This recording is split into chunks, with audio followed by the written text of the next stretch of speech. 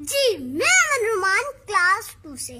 कहना ये था कि 5 माह से घर बैठ बैठ के तंग पड़ चुके हैं और हमारे दिमागों में जंग पड़ चुके हैं।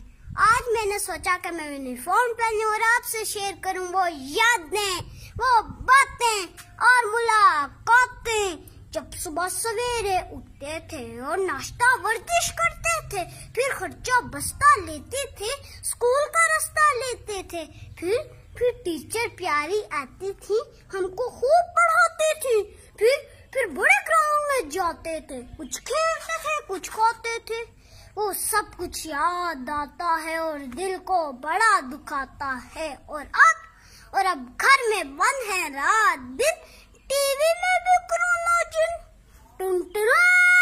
नाजीना 4000 में से 3000 का टेस्ट पॉजिटिव आ गया।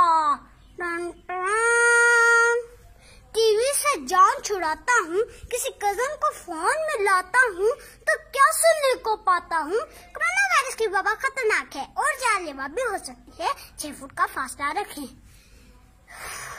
इस माहौल में अच्छी बात है ऑनलाइन तो पढ़ रहे हैं, हम थोड़ा आगे बढ़ रहे हैं, पर आखिर कब तक हम बच्चे हैं, हम बच्चे सच ही बोलेंगे।